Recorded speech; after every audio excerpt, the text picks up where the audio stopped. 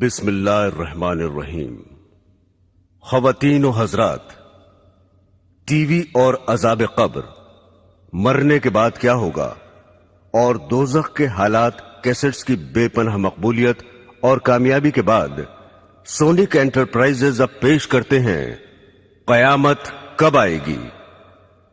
برادران اسلام، آج میں آپ کو رسول کریم حضرت محمد مصطفیٰ صلی اللہ علیہ وسلم کے ارشادات اور پیشن گوئیوں کی روشنی میں قرب قیامت کی چند نشانیوں کے بارے میں گفتگو کرنے جا رہا ہوں، جن میں سے بعض پوری ہو چکی ہیں، کچھ پوری ہو رہی ہیں اور بعض آئندہ پوری ہوں گی۔ حضرت علی رضی اللہ تعالی عنہ فرماتے ہیں کہ رسول خدا صلی اللہ علیہ وسلم نے فرمایا کہ ان قریب لوگوں پر ایسا زمانہ آئے گا کہ اسلام کا صرف نام باقی رہے گا اور قرآن کی صرف رسم باقی رہ جائے گی۔ ان کی مسجدیں نقش و نگار، ٹائل، برقی پنکھوں وغیرہ سے آباد ہوں گی اور ہدایت کے اعتبار سے ویران ہوں گی۔ ان کے علماء آسمان کے نیچے رہنے والوں میں سب سے زیادہ برے ہوں گے۔ ان علماء سے فتنے پیدا ہوں گے اور پھر ان میں واپس آ جائیں گے۔ اسلام کا صرف نام باقی رہے گا، یعنی اسلامی چیزوں کے نام ہی لوگوں میں رہ جائیں گے اور ان کی حقیقت باقی نہ رہے گی، جیسا کہ آج کل نماز، روزہ، زکوٰۃ، حج وغیرہ کے بس نام ہی باقی ہیں اور ان کی حقیقت اور روح اور ادائیگی کے وہ طریقے اور کیفیتیں باقی نہیں ہیں جو رسول خدا صلی اللہ علیہ وسلم سے منقول ہیں، اور کروڑوں مسلمان ان سے کورے ہیں۔ قرآن شریف صرف رسمن ہی پڑھا جاتا ہے، اس کے الفاظ اور خوش الہانی کا تو خیال ہے، مگر اس کے معنی پر غور کرنا اور اس کی منع کی ہوئی چیزوں سے بچنا تو مسلمان کے تصور میں بھی نہیں رہا۔ مسجدیں زیب و زینت سے خوب آراستہ ہیں، دلکش فرش، قیمتی غالیچے، دیدہ زیب فانوس، عمدہ عمدہ ہنڈے اور آرام و راحت کی چیزیں مسجدوں میں موجود ہیں، مگر ہدایت سے خالی ہیں۔ مسجدوں میں دنیا کی باتیں، تانے، غیبتیں بے دھڑک ہوتی ہیں اور امام و مؤذن تو مسجدوں کو گھر ہی سمجھتے ہیں۔ علماء کے بارے میں جو یہ ارشاد فرمایا کہ علماء سے فتنہ نکلے گا اور ان میں واپس آ جائے گا، اس کا مطلب یہ ہے کہ علماء بگڑ جائیں گے اور رشد و ہدایت کی راہ چھوڑ دیں گے تو عالم میں فساد ہوگا، اور پھر اس کی زد میں علماء بھی آ جائیں گے۔ اور یہ بھی مطلب ہو سکتا ہے کہ علماء دنیا داروں اور ظالموں کی مدد کریں گے اور پیسے اینٹھنے کے لیے دنیا کی مرضی کے موافق مسئلے بتائیں گے، اور پھر دنیا دار ہی ان کا مزاج ٹھکانے لگا دیں گے۔ حضرات گرامی،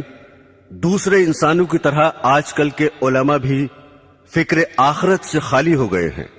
اور اس فانی زندگی کو اپنے علم کا مقصد بنا رکھا ہے۔ سیاسی لیڈر بننے،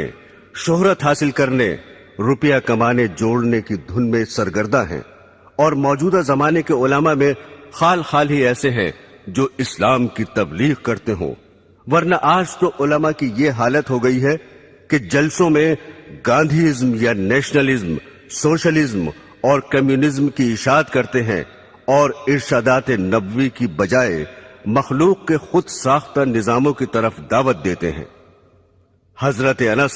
رضی اللہ تعالی عنہ فرماتے ہیں کہ رسول اللہ صلی اللہ علیہ وسلم نے ارشاد فرمایا کہ قیامت کی نشانیوں میں ایک یہ بھی ہے کہ لوگ مسجدیں بنا کر فخر کریں گے۔ آج کل یہی حال ہے، اور بقول حضرت ابن عباس رضی اللہ تعالی عنہ، تم ضرور مسجدوں کو یہود و نصار کی طرح سجاؤ گے۔ دل کو منتشر کرنے والے رنگ برنگ کے ٹائل، جھاڑ، فانوس، ہانڈیاں، دل فریب فرش اور بیش بہا پردے، اور دوسرا زیب و زینت اور آرام و راحت کی چیزیں مسجدوں میں موجود ہیں، اور ان دنیاوی چیزوں نے مسجدوں میں پہنچ کر اوقات نماز کے علاوہ مسجدوں کو مقفل کرنے پر مجبور کر دیا ہے، اور حفاظت کے لیے مستقل نگرانوں اور چوکیداروں کی ضرورت پیدا کر دی ہے۔ مسجدیں ان دنیاوی چیزوں سے آباد ہیں اور نمازیوں سے خالی ہیں۔ جو نمازی ہیں وہ مسجدوں میں دنیا کی باتوں میں مشغول رہتے ہیں، مسجدوں میں نہ تعلیمی حلقے ہیں، نہ دینی مشورے ہیں، نہ ذکر و تلاوت سے آباد ہیں، حالانکہ مسجد رسول اکرم صلی اللہ علیہ وسلم اور حضرات خلفائے راشدین کے زمانے میں دین اور دینیات کی ترقی کے کاموں میں اور اس سے متعلق مشوروں کا مرکز تھی۔ ایک روایت میں ہے کہ جب تم اپنی مسجد کو سجانے لگو اور قرآنوں کو دیدہ زیب بنانے لگو تو سمجھ لو تمہاری ہلاکت کا وقت قریب ہے۔ حضور صلی اللہ علیہ وسلم نے ارشاد فرمایا کہ ایک زمانے میں ایسے لوگ ہوں گے جن کی دنیاوی باتیں ان کی مسجدوں میں ہوا کریں گی، تم ان کے پاس نہ بیٹھنا کیونکہ خدا کو ان کی کوئی ضرورت نہیں ہے۔ حضرت انس رضی اللہ تعالی عنہ فرماتے ہیں کہ رسول خدا صلی اللہ علیہ وسلم نے ارشاد فرمایا کہ لوگوں پر ایک ایسا زمانہ آئے گا کہ دین پر جمنے والا ان میں ایسا ہوگا جیسے ہاتھ میں چنگاری پکڑنے والا ہو۔ یہ زمانہ اس وقت موجود ہے کیونکہ ہر طرف بددینی اور بے حیائی اور فحش کاری کی فضا ہے، سرکشی کا ماحول ہے۔ اول تو دیندار رہے ہی نہیں، اور اگر کوئی دین پر عمل کرنا چاہتا ہے تو اہل ملک، اہل وطن، عزیز و اقربا آڑے آ جاتے ہیں۔ بیوی کہتی ہے کہ تنخواہ میں میرا پورا نہیں پڑتا، دنیا رشوت لے رہی ہے، تم بڑے پرہیزگار بنے ہوئے ہو۔ ہم عمر مذاق اڑا رہے ہیں کہ داڑھی رکھ کر ملا بن گئے، جھاڑ سا لگائے پھر رہے ہو، ریل میں یا لاری میں سفر کر رہے ہیں اور ایک شخص نماز پڑھنا چاہتا ہے مگر اس کے لیے نہ ریل ٹھہر سکتی ہے نہ لاری رک سکتی ہے، لیکن اگر کسی کو کچھ دنیاوی نقصان ہو جائے تو سب ہمدردی کے لیے حاضر ہیں۔ آج کل دینداری اختیار کرنا ساری دنیا سے لڑائی مول لینے کے مترادف ہے۔ دین کا درد پیدا کرنے اور بددینی کی فضا میں نکلنے کی قوت حاصل کرنے کے لیے خانقاہوں اور دینداروں کی مجلسوں میں شرکت کرنا بہت ہی ضروری ہے۔ جب انسان بددینی کے ماحول سے معصیت اختیار کر سکتا ہے تو دینداری کی فضا میں پہنچ کر نیک بھی بن سکتا ہے۔ اگر کسی وجہ سے دینداروں سے دور ہو تو بد دینوں سے بھی دور رہے۔ اسی حقیقت کے پیش نظر رسول خدا صلی اللہ علیہ وسلم نے ارشاد فرمایا کہ ان قریب ایسا ہوگا کہ مسلمان کا بہترین مال چند بکریاں ہوں گی جنہیں لے کر پہاڑ کی چوٹیوں اور جنگلوں میں چلا جائے گا، اور اس صورت سے اپنا دین بچانے کے لیے فتنوں سے بھاگے گا۔ ایک اور حدیث میں ہے کہ رسول خدا صلی اللہ علیہ وسلم نے ارشاد فرمایا کہ ان قریب فتنے پیدا ہوں گے، اس وقت بیٹھا ہوا کھڑے ہوئے سے بہتر ہوگا، کیونکہ بیٹھا ہوا شخص بنسبت کھڑے ہوئے شخص کے فتنے سے دور ہوگا، اور کھڑا ہوا چلنے سے بہتر ہوگا، اور چلنے والا دوڑنے والے سے بہتر ہوگا۔ جو شخص فتنوں کی طرف نظر اٹھا کر دیکھے گا فتنے اسے اچک لیں گے۔ فتنے کے وقت عبادت خداوندی میں مشغول ہونا بہت زیادہ فضیلت رکھتا ہے۔ رسول خدا صلی اللہ علیہ وسلم نے ارشاد فرمایا کہ قتل کے زمانے میں عبادت کرنا میری طرف ہجرت کرنے کے برابر ہے۔ میرے دینی بہنوں اور بھائیوں، حضرت ثوبان رضی اللہ تعالی عنہ فرماتے ہیں کہ ایک مرتبہ رسول خدا صلی اللہ علیہ وسلم نے ارشاد فرمایا کہ ایک ایسا زمانہ آنے والا ہے کہ کفر و باطل کی جماعتیں تمہیں ختم کرنے کے لیے آپس میں ایک دوسرے کو اس طرح بلا کر جمع کر لیں گے جیسے کھانے والے ایک دوسرے کو بلا کر پیالے کے آس پاس جمع ہو جاتے ہیں۔ یہ سن کر ایک صاحب نے سوال کیا، کیا ہم اس روز کم ہوں گے؟ آپ نے فرمایا، نہیں، بلکہ تم اس روز تعداد میں بہت ہوگے، لیکن گھاس کے ان تنکوں کی طرح ہوگے جنہیں پانی کا سیلاب بہا کر لے جاتا ہے۔ پھر ارشاد فرمایا، خدا ضرور ضرور تمہارے دشمنوں کے دل سے تمہارا روب نکال دے گا، اور یقیناً وہ تمہارے دلوں میں کاہلی اور سستی ڈال دے گا۔ ایک صاحب نے عرض کیا، سستی کا کیا سبب ہوگا؟ اس پر آپ نے ارشاد فرمایا کہ دنیا یعنی مال و دولت سے محبت کرنے لگو گے اور موت کو مکروہ سمجھو گے۔ برسوں سے یہ پیشن گوئی حرف بحرف صادق ہو رہی ہے، اور مسلمان آج اپنی اس حالت زار کو اپنی آنکھوں سے دیکھ رہے ہیں کہ کوئی قوم انہیں نہ عزت و وقت کی نگاہ سے دیکھتی ہے، نہ دنیا میں ان کا رہنا گوارا کرتی ہے۔ ایک وہ بھی زمانہ تھا کہ دوسری قومیں اپنے اوپر مسلمانوں کو حکمراں دیکھنا چاہتی تھیں۔ ایک دور یہ ہے کہ غیر مسلم اقوام مسلمان کو اپنی قلم رو میں رکھنا بھی پسند نہیں کرتی۔ تمام دنیا کے مسلمان ایک ہی وقت میں ایک دم ختم ہو جائیں، یہ تو ہرگز کبھی نہیں ہوگا،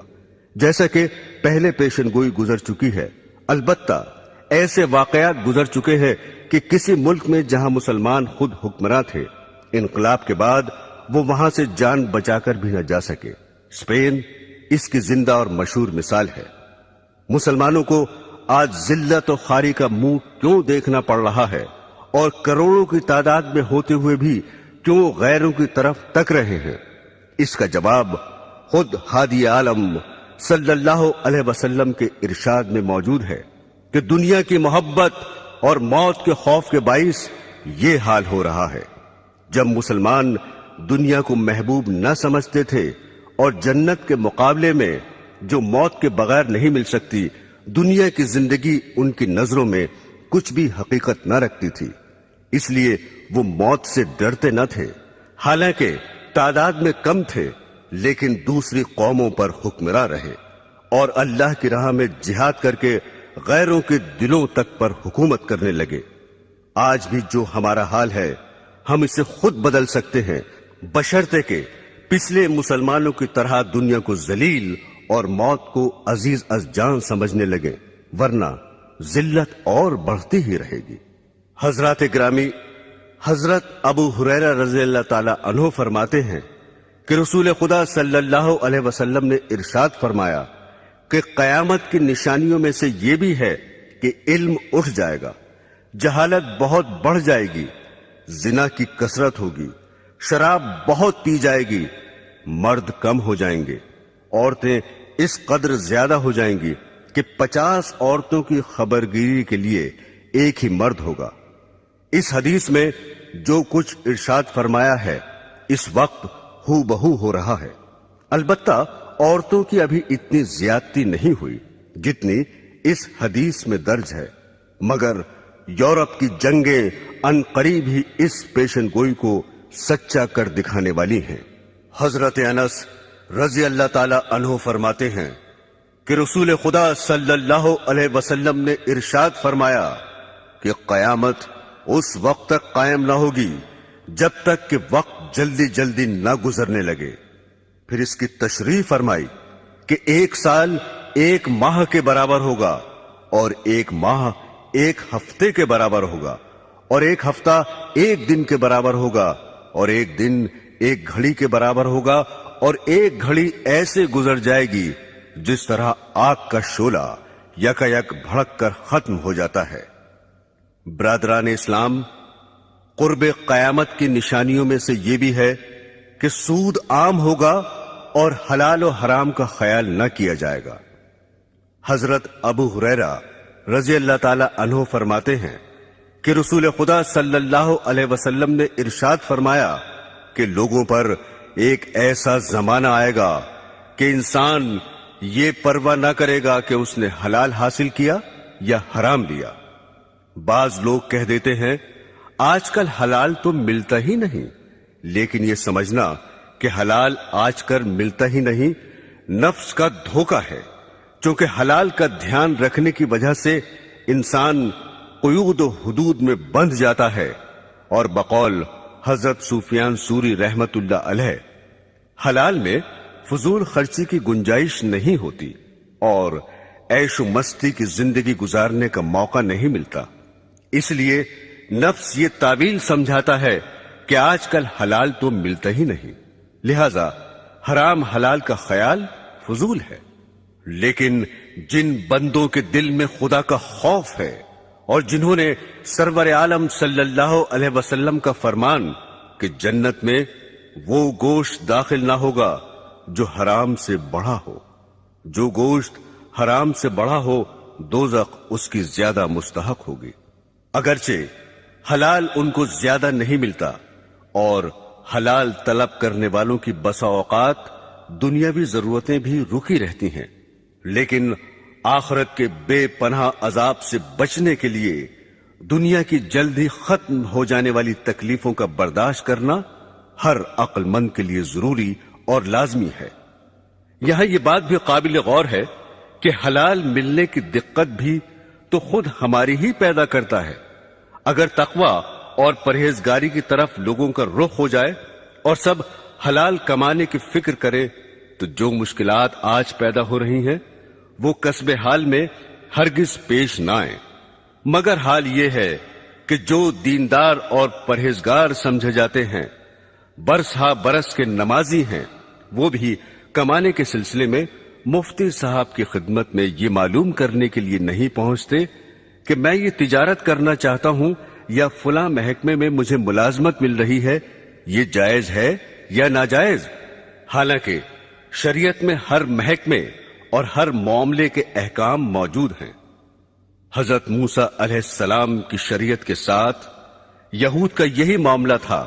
کہ بعض پر عمل کرتے اور بعض کو پس پشت ڈال رکھا تھا۔ اس حقیقت کو خداوند قدوس نے یوں ارشاد فرمایا ہے، کیا خدا کی کتاب کے ایک حصے پر تمہارا ایمان ہے اور تم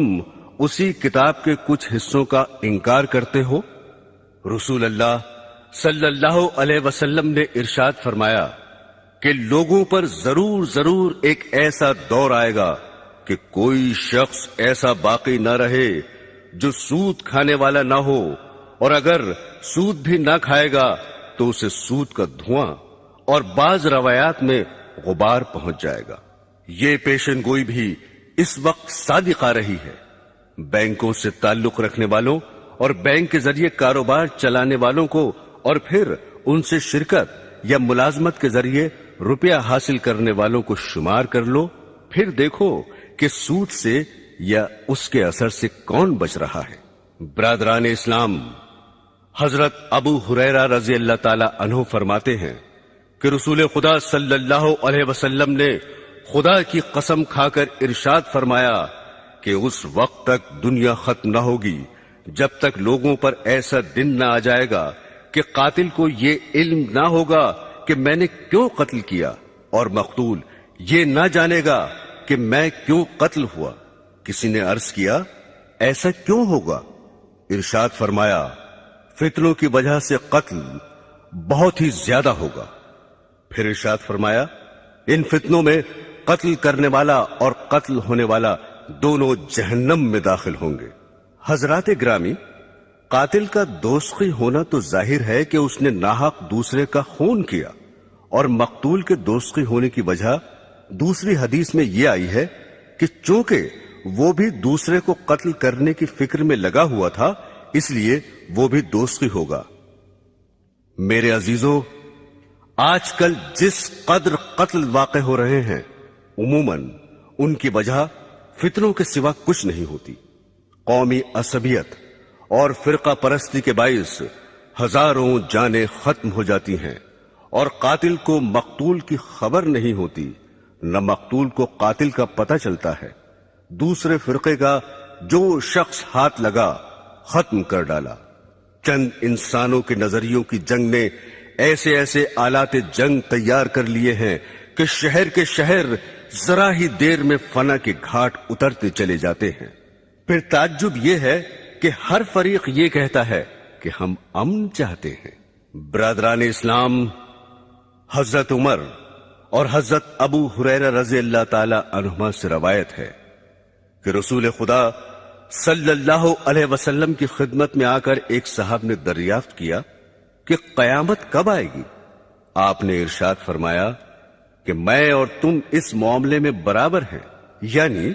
اس کا جیسے تمہیں پتہ نہیں مجھے بھی علم نہیں۔ ان صاحب نے عرض کیا، تو اس کی نشانیاں ہی بتا دیجئے۔ آپ نے ارشاد فرمایا، اس کی بعض نشانیاں یہ ہیں کہ عورتیں ایسی لڑکیاں جننے لگیں جو ان ماؤں پر حکم چلائیں، اور تم دیکھو گے کہ ننگے پیر اور ننگے بدن والے تنگ دست اور بکریاں چلانے والے مکانات کی بلندی پر فخر کریں گے۔ یہ حضرت عمر کی روایت کے الفاظ ہیں، اور حضرت ابو ہریرہ رضی اللہ تعالی عنہ کی روایت میں ہے کہ آپ نے فرمایا، جب تم ننگے پیر اور ننگے بدن والوں، گونگوں، بہروں کو زمین کا بادشاہ دیکھو، اس وقت قیامت قریب ہوگی۔ مکانات کی بلندی پر فخر کرنا اور ایسی اولاد کا پیدا ہو جانا جو والدین پر حکم چلائے، اس دور میں ہو بہو موجود ہے۔ جو اہل ثروت اور سرمایہ دار ہیں وہ تو بڑی بڑی بلڈنگیں بناتے ہیں ہی، مگر جن کے پاس کھانے پہننے کو بھی نہیں، وہ بھی پیٹ کاٹ کاٹ کر اور قرض لے لے کر اپنے گھروں کی عمارت اونچی بنانے کی فکر میں رہتے ہیں۔ جہاں انسان کے اور اوصاف کی تعریف کی جاتی ہے، وہاں عمدہ مکان، بیٹھک اور بنگلے کا مالک ہونا بھی زبان پر آ جاتا ہے۔ ننگے بدن اور ننگے پیر والے بادشاہ تو ابھی موجود نہیں ہوئے، آئندہ ضرور ہوں گے، جیسا کہ سرور عالم صلی اللہ علیہ وسلم نے خبر دی ہے۔ البتہ ایسے حکمراں اس وقت بھی موجود ہیں جنہیں گونگا اور بہرا کہنا بالکل صحیح ہے، کیونکہ ان میں نہ حق سننے کی صلاحیت ہے، نہ حق کہنے کی قابلیت ہے۔ ان کے مخالف اخباروں اور لیڈران ان کو حق پر لانے کی بہت کوشش کرتے ہیں، مضامین اور آرٹیکلز لکھ کر جھنجھوڑتے ہیں، مگر وہ اپنی کجروی کو چھوڑنے کے لیے ذرا بھی ٹس سے مس نہیں ہوتے۔ ان کی گویائی کا یہ عالم ہے کہ تقریروں اور بیانوں میں اس قدر صاف اور صریح جھوٹ بول جاتے ہیں کہ اخبارات ان کے جھوٹ کی داد دیتے دیتے تھک جاتے ہیں، اور عوام کے دلوں سے اپنے حکمرانوں کی بات کا اعتماد اٹھتا چلا جاتا ہے۔ پھر نااہل اس قدر ہے کہ جو محکمہ ان کے سپرد کیا جاتا ہے، روپے کی تنخواہ بٹورنے کے شوق میں اسے قبول تو کر لیتے ہیں، مگر محکمے کی ذمہ داریوں کو پوری طرح انجام دینے سے قاصر رہتے ہیں۔ بخاری شریف میں ہے کہ رسول خدا صلی اللہ علیہ وسلم کی خدمت میں حاضر ہو کر ایک دیہاتی نے سوال کیا کہ قیامت کب آئے گی؟ آپ نے ارشاد فرمایا، جب امانت داری جاتی رہے تو قیامت کا انتظار کرنا۔ سائل نے دوبارہ دریافت کیا کہ امانت داری کیسے ضائع ہوگی؟ ارشاد فرمایا، جب عہدے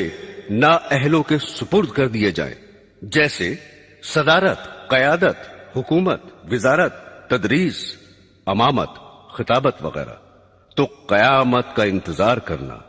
یعنی جب ایسا ہوگا تو امانت داری بھی ضائع کر دی جائے گی۔ اس ارشاد سے معلوم ہوا کہ نالائق حکمرانوں کے علاوہ دوسرے عہدوں پر فائز ہونے والے بھی نااہل ہوں گے۔ چنانچہ آج کل موجود ہیں فاسق، بخیل، بدکار اور بد اخلاق لوگ بڑے بڑے عہدوں پر فائز ہیں۔ جو لوگ معزز اور اہل عقل سمجھے جاتے ہیں، دولت و ثروت کی وجہ سے انہیں بڑا آدمی کہا جاتا ہے۔ ان کے افعال و کردار بسا اوقات اخباروں میں شائع ہوتے ہیں، تو پتہ چلتا ہے کہ اس دور کے بڑوں کی بدکاری کس درجہ بڑھی ہوئی ہے۔ اور سید عالم صلی اللہ علیہ وسلم کا ارشاد گرامی، اس وقت تک قیامت قائم نہ ہوگی جب تک دنیا کا سب سے زیادہ حصہ ایسے شخص کو نہ مل جائے جو خود بھی کمینہ ہوگا اور اس کا باپ بھی کمینہ ہوگا۔ جلد ہی دنیا پر صادق آنے والا ہے۔ اس وقت انسانوں میں بلند اخلاق والے انسان بہت ہی کم ہیں، اور وہ وقت موجود ہے جس کا بخاری شریف میں ذکر ہے کہ رسول خدا صلی اللہ علیہ وسلم نے ارشاد فرمایا کہ لوگ یکے بعد دیگرے ختم ہوتے جائیں گے اور بیکار لوگ رہ جائیں گے، جیسے ردی، جو یا کھجور کا کوڑا رہ جاتا ہے، خدا ان کی ذرا پرواہ نہ کرے گا۔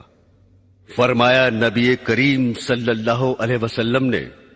کہ میرے رب نے مجھے تمام جہانوں کے لیے رحمت اور ہادی بنا کر بھیجا ہے، اور مجھے حکم دیا ہے کہ گانے بجانے کا سامان اور بت اور صلیب اور جاہلیت کی چیزوں کو مٹا دو۔ حضرات گرامی، آج کل گانا بجانا زندگی کا اہم جزو بنا ہوا ہے، اور ازدواجی زندگی کا معیار بھی اس قدر بدل گیا کہ شوہر و بیوی کے انتخاب کے لیے دیندار اور خدا ترس ہونا نہیں دیکھا جاتا، بلکہ مرد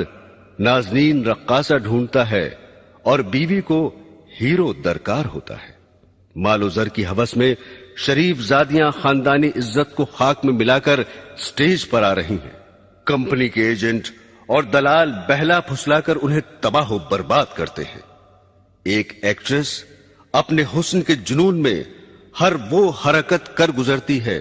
جو نہیں کرنی چاہیے۔ جب پوسٹروں اور اخباروں میں اس کا تعارف کرایا جاتا ہے اور اس کے رقص کی تعریف کی جاتی ہے تو اس کا دل اور بڑھتا ہے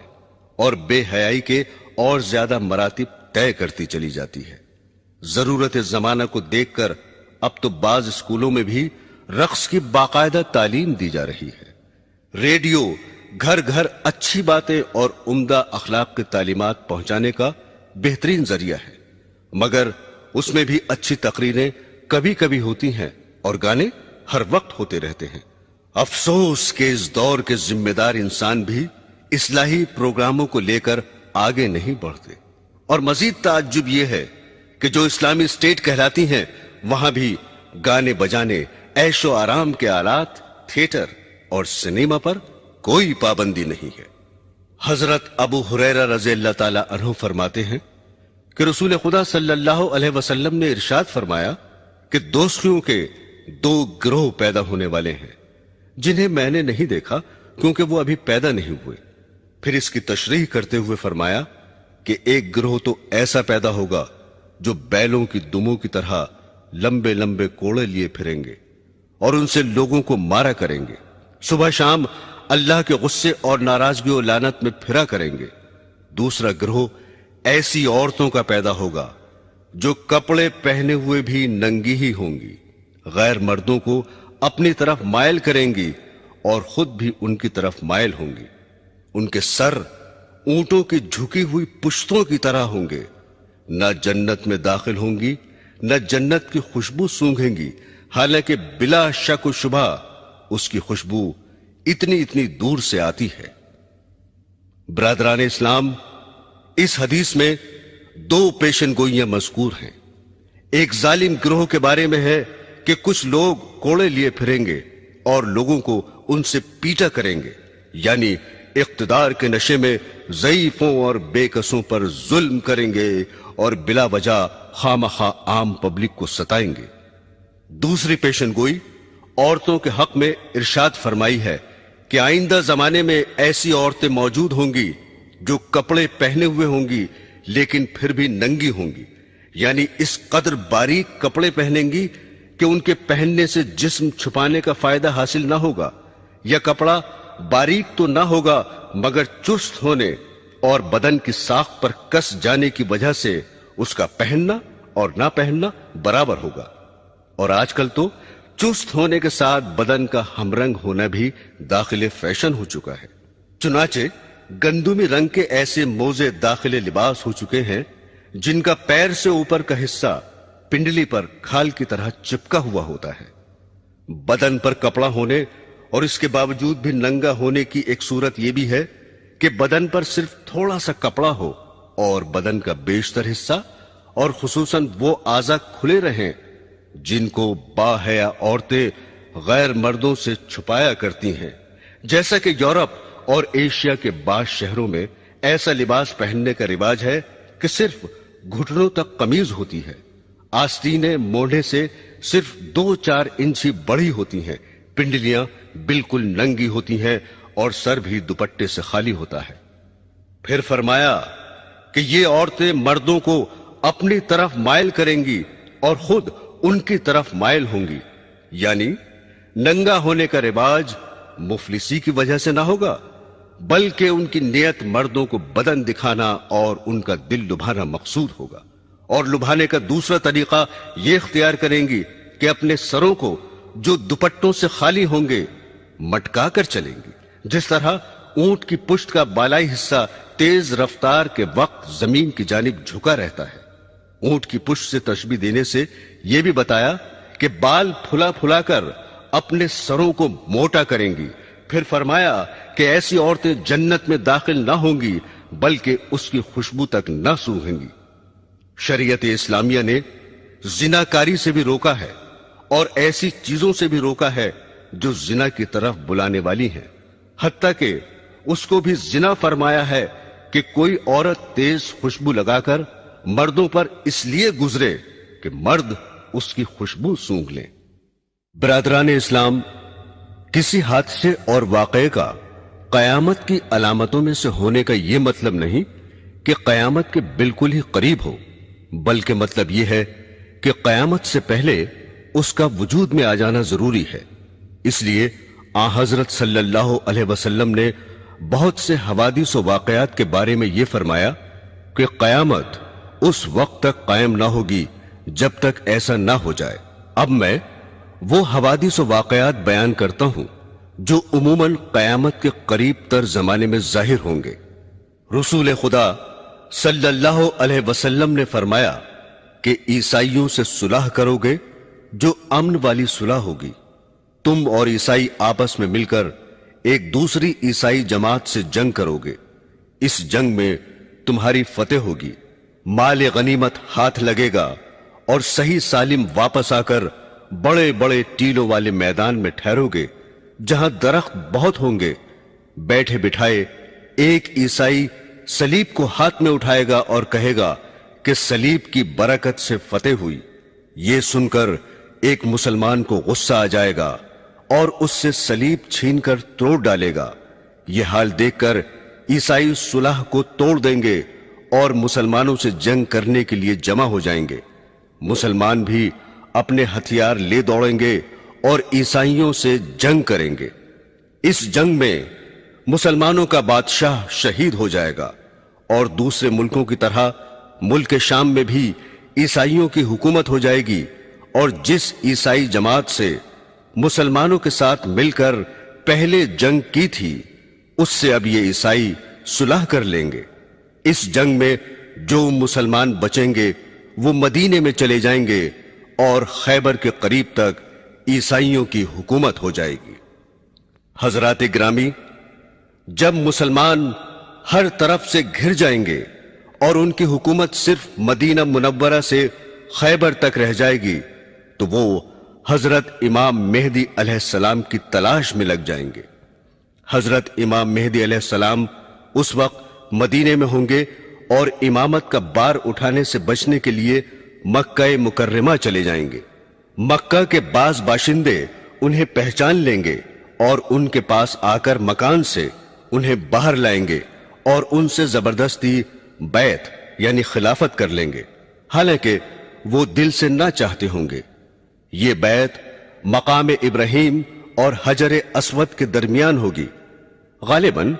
حضرت امام کو طواف کرتے ہوئے بیعت پر مجبور کیا جائے گا۔ جب حضرت امام مہدی علیہ السلام کی خلافت کی خبر مشہور ہوگی تو ملک شام سے ایک لشکر